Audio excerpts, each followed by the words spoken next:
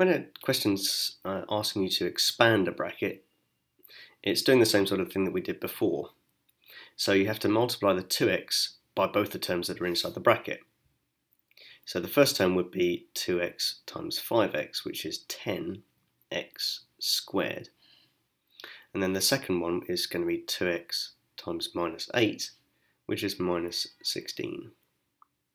And that can't be written any simpler, so we just leave it like that. The second one, minus 4 is multiplied by the x to give you minus 4x. And then the minus 4 is then multiplied by the minus 6.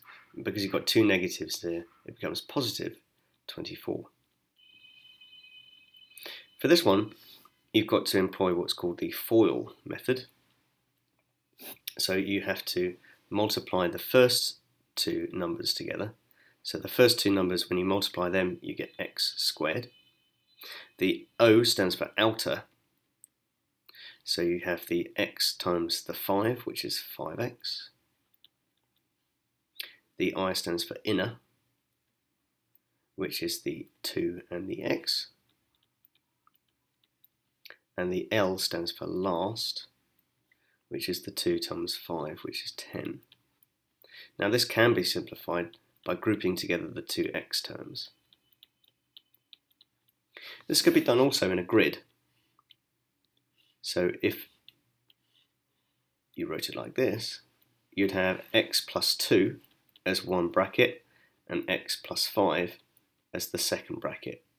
The first box here would be x times x, which is x squared. The second is plus 2x. The third is plus 5x. And finally, you have plus 10. And then you can group all of these together. So you've got x squared, and then by grouping together these two terms, you get plus 7x. And then you had just the plus 10 left on its own. So there are two different ways of doing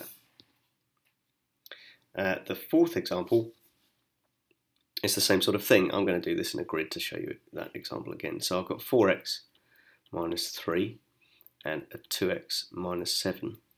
So I've got 8x. I've got minus 28x. Oops, that should be an x squared, shouldn't it? And that is minus 6x. And this one is minus minus, which makes plus 21. And now by grouping all the terms together, I have 8x squared minus 28 minus a further 6 is 34x, and then remaining plus 21.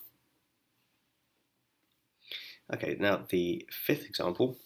This is equivalent to writing the same bracket twice. So I've got x plus 6 and x plus 6. So this is x squared, that's plus 6x. That's plus 6x, and this is plus 36. Grouping them together, I get x squared plus 12x plus 36. And now the final example before we can start the exercises. To expand this one out, simple in the grid, 3x minus 2n, 4x plus 5n. And by multiplying these together, actually what I'm going to suggest is that you pause the video at this point and you try it yourself and see if you get the same as I do.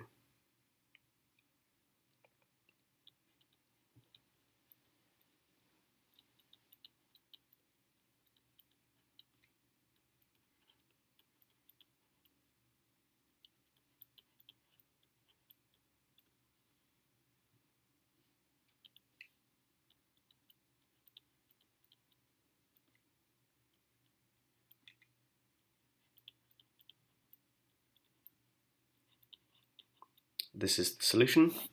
Hopefully you got the same as me. If not, then it's possible that I made a mistake. Oh, yeah, I have made a mistake. Look at that. That minus and that plus gives you a negative here. So that should be negative. So congratulations, if you got this right, you're better than Mr. Knapp.